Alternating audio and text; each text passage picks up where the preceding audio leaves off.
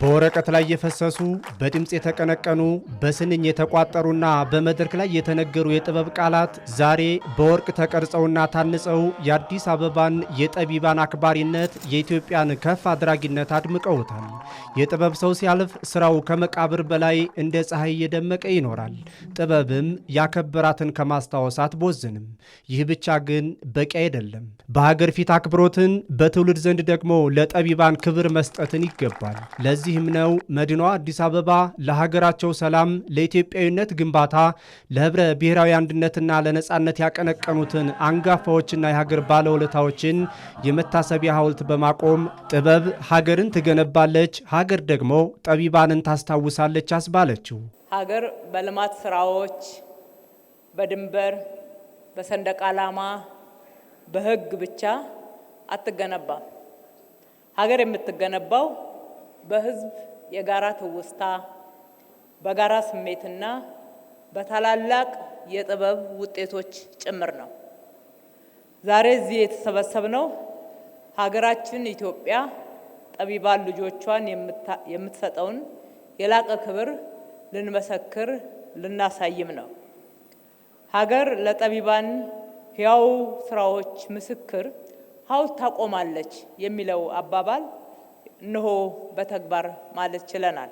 ዛሬ በመዲናዋ አደባባዮችና በኮሪደር ልማት በለሙ ቦታዎች የጥበብ ሰዎቹ በቋንቋና በፍልስፍና የኢትዮጵያዊነትን ግንብ የገነቡት የዓለም ሎሬት ጸጋዬ ገብረመድኅን የኢትዮጵያዊነትን ምስለ ስዕል በዜማው የሳለው አንጋፋው አርቲስት ጥላሁን ገሰሰ የመታሰቢያ ሐውልት ቆሞላቸዋል። በተጨማሪም የሰላምን ጥሪ በሙዚቃው ያቀነቀነው የትዝታው ንጉሥ መሐሙድ አህመድ እናታችን አንድ ናት፣ ፈጣሪ ሳይለያየን ማን ነው የለያየን እያለ የአንድነትን ስሜት ያሰረጸው አርቲስት አሊ ቢራ የሰውን ልጅ ውስብስብ ማንነት በጽሁፉ የፈታው ስብሐት ገብረ እግዚአብሔር እንዲሁም በዜማውና ድፍረት በተሞላበት ጥበብ ህዝባዊ ትግልን እንደ እሳት ያቀጣጠለው ሃጫሉ ሁንዴሳ ሐውልት ተሰርቶላቸዋል። ይህ ጠቢባን የከበሩበት ስራ ደግሞ በአዲስ አበባ ከተማ በኮሪደር ልማትና በታላላቅ ፕሮጀክቶች ውስጥ ጥበብን ማዕከል የማድረግ የመደመር መንግስት እሳቤ ነው። የከተማችንን ውበት ከፍ ማድረግ፣ የዜጎችን ምናባዊ ልቀት መገንባትና ከተፈጥሮ ጋር እርቅ እንዲፈጥሩ ማድረግ የዚህ ዘመን የመደመር ብልጽግናዊ እሳቤ ነው።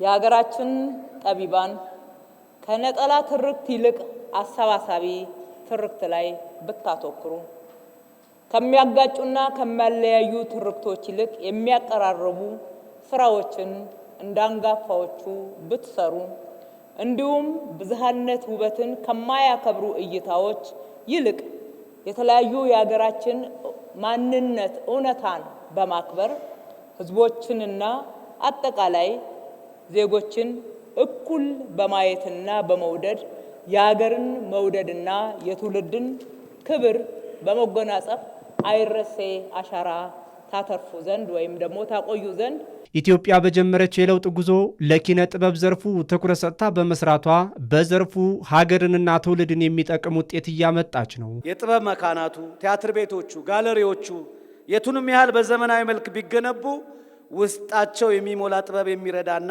የሚያጣጥም ትውልድ ከሌለ ባዶ ህንፃ ሆነው ስለሚቀሩ ባለፉት የለውጥ ዓመታት ነገን ዛሬን ገንባ በሚል መርህ ስነ ጥበብ ትምህርት ከአንደኛ ደረጃ እስከ 12ኛ ክፍል ድረስ እንዲሰጥ ተደርጓል።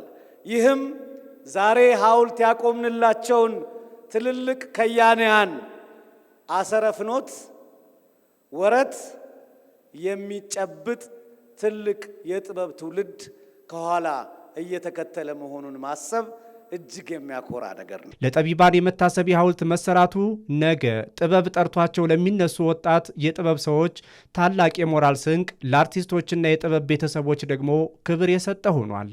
የዛሬ ቀንማ ምን ይነሳል? ለሁላችንም ትልቅ ድልና ትልቅ ድንቅ ነገር ነው የተደረገው።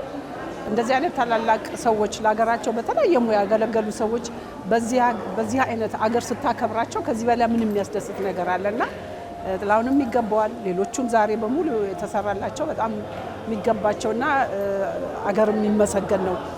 እንደዚህ አይነቱ ሰዎች ስናስታውስ ለትውልዱ ትልቅ አርአያ እየጣልን በእነሱ ሙያ ላይ ለተሰማሩ ሰዎች በሙሉ ለካ ጥሩ መስራት፣ ለሀገር ማገልገል፣ ለህዝብ ማገልገል በዚህ ደረጃ መከበር አለ የሚለውን ትልቅ አሻራ ነው የሚጥለውና በጣም ነው ደስ ያለን። ኢትዮጵያ እንደገና የተወለድንበት ቀን ይመስለኛል። የዛሬው ዕለት ለመንግስት ትልቅ ግምት ሰጣለሁ።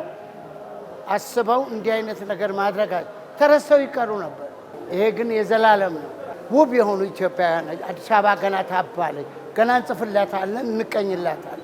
ኢትዮጵያ ለዘላለም ትኑር፣ ኪነ ጥበብ ያብብ። እንዲህ አይነቱ ትውልድ አሻጋሪ መልካም ስራ ኢትዮጵያ በልጆቿ ጥበብ ይበልጥ እንድትታነጽ ልጆቿም በኢትዮጵያ አቀፍ ውስጥ የዘላለም ክብርን እንዲያገኙ ያስችላል።